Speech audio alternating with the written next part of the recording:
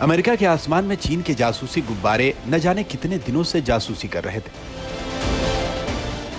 America ने खुलासा किया था कि चीन का यह जासूसी गुब्बारा 30 जनवरी को ही मोंटाना के पास एयर स्पेस में घुस चुका था और अमेरिका के कई हिस्सों से गुजरता हुआ साउथ कैरोलिना तट के ऊपर तक जा पहुंचा था।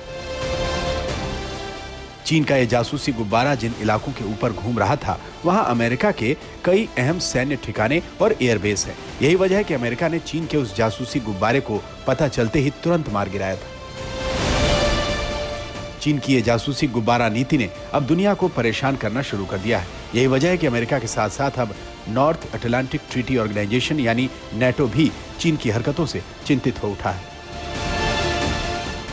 घटना के 5 दिन बाद आखिरकार अमेरिका को कहना पड़ा कि चीन की ये घुसपैठिए वाली हरकतें सिर्फ अमेरिका ही नहीं, दुनिया के 5 महादेशों में हो चुकी हैं। संयुक्त राज्य अमेरिका इस हरकत का अकेला शिकार नहीं था। चीन ने 5 महाद्वीपों के देशों की संप्रभुता का उल्लंघन किया है।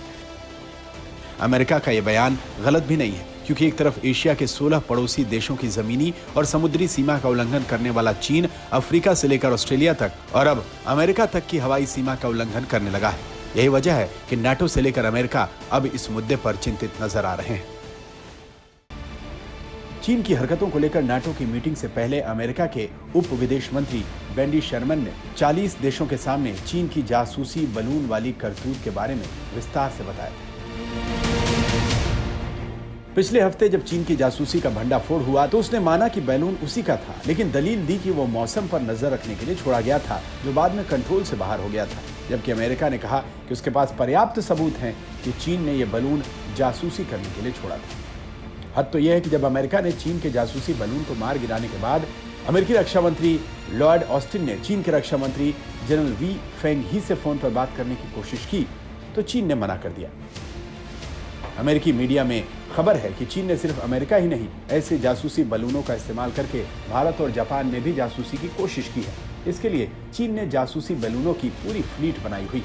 यही वजह है कि नाटो के महासचिव जेम्स स्टोल्टनबर्ग ने भी चीन की हरकतों पर चिंता जताई। नाटो ने यूरोप और अमेरिका को चीन की जासूसी वाली हरकतों से सतर्क रहने को भी चेताया है। एशिया को भी अब चीन की ऐसी हरकतों से सतर्क रहना होगा, जहां चीन हर किसी देश की संप्रभुता का उल्लंघन करने की कोशिश करता रहता है।